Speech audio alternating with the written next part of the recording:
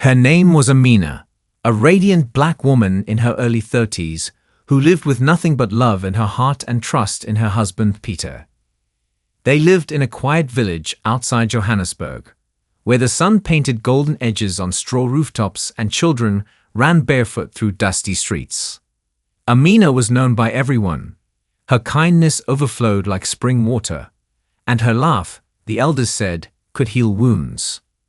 Peter, a white South African businessman, had moved to the village 5 years earlier to run a solar project. But it was Amina who truly lit up his life. Their love had not come without whispers. The interracial bond between them raised eyebrows, especially among Peter's conservative family. But love, as always, found its way through barbed thoughts and layered judgment. Peter had stood by her during their modest wedding in a small chapel, promising her forever with tear-filled eyes. Amina had no doubts. Not one. A year into their marriage, Amina discovered she was pregnant. Joy doesn't even begin to describe what she felt. But there was something more, something the midwives hadn't seen before. Her belly grew fast, fuller, heavier, and her cravings were constant and peculiar. The doctor confirmed what no one had expected. "You're carrying triplets," he said with a grin. Peter was overwhelmed but excited. He had never had a large family and suddenly was about to have one of his own.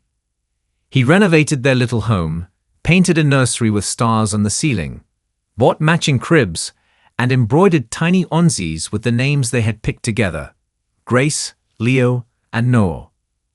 But on the day of delivery, things began to shift. The babies were beautiful, soft-skinned, round-cheeked, and undeniably white. Starkly white. Pale skin, blue eyes, light hair. The nurses blinked. Peter's mother gasped. And Peter stepped back like he had seen a ghost. Amina barely had the strength to lift her head, but when she did, all she saw was disbelief. "Peter," she whispered. He didn't speak. He simply turned and walked out of the delivery room. The rumors began almost instantly. "She cheated. There's no way. Look at those babies." Amina's chest hurt more than her stitched belly. She was too weak to argue but strong enough to know she hadn't done anything wrong. These were her babies, hers and Peter's. She had never touched another man. Peter returned 2 days later with his mother. He didn't hold the babies. He didn't kiss Amina. He stared. "I need to know," he said, voice hollow. "Are they mine?" Amina cried. "Of course they are, Peter. I swear to you." His mother spoke before he could answer. "We're not fools, Amina." And that was it. By the end of the week, Amina found herself standing outside the home they once shared, holding 3 newborns wrapped in cloth, shaken with fever, shame, and disbelief. He had kicked her out, quietly, coldly. He offered no help, no explanation, just silence. With nowhere to go, she walked miles. She begged for milk, slept under a shed, bathed her babies with rainwater and her tears. But she never stopped whispering to them, "You are loved, even if the world doesn't see it yet."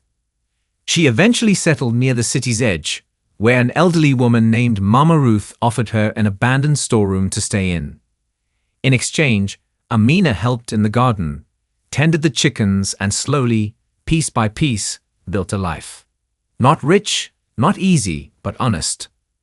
She never heard from Peter again, not even a note. But she never told the children. She never filled them with bitterness. When they asked about their father, she simply said, "He left too soon." But one day the truth would come. That day was about to arrive.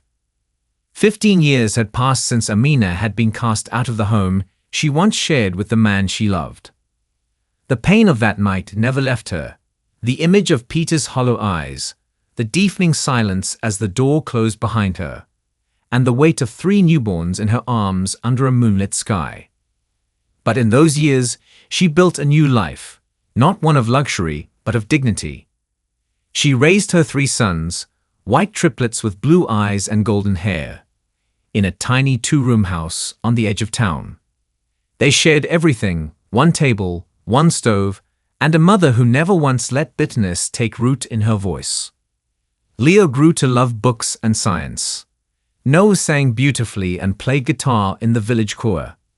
And Grace, strong, quiet Grace, dreamed of being a lawyer, defending those no one else stood up for. Despite the whispers, despite the stares, Amina never explained what had happened. She just loved them fiercely and reminded them, "Your worth isn't in the skin you wear, it's in the heart you carry." One afternoon, Leo came home from school with wide eyes and a newspaper folded in his hand. "Mama," he said, "look." On the front page was a man they had never seen before, but Amina had. Peter Van Heeren. His once booming solar energy company had collapsed under accusations of fraud and embezzlement. He'd been disgraced, stripped of his board position, and vanished from public life. The article mentioned he had retreated to his family's old farmhouse on the outskirts of a neighboring town. Amina didn't speak. She just folded the paper, pressed it to her chest, and closed her eyes. The next day, Grace insisted they find the house. They did. It was worn down, the paint peeling, the gate broken.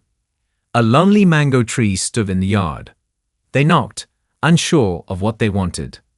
Answers, maybe, or closure. Peter opened the door.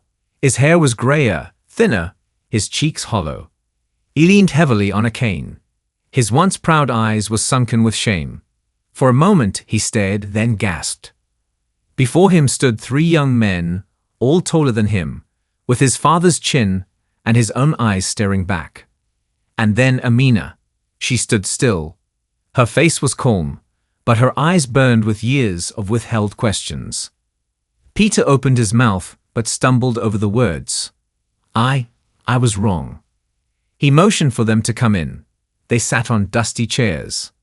The house was quiet save for the hum of an old fan and Peter's shaky breath. "I thought you cheated," he whispered, tears beginning to spill. "My mother, the neighbors, everyone kept saying it, and I didn't have the courage to stand by you." Amina didn't reply. Peter looked at the triplets. "I've seen your pictures. I saw Grace's award on the news. I saw Noah's choir performance online. I watched from far away." Leo asked, "Then why didn't you reach out?" Peter choked on the truth.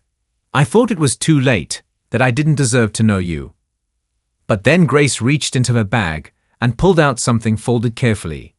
It was a letter, a sealed dusty envelope from the doctor who delivered them, lost in hospital records. It had resurfaced during Grace's volunteer work at the clinic. The letter read, "Genetic chimerism confirmed. Father carries multiple dormant Caucasian gene markers. Mother carries rare absorption markers. All children are biologically theirs."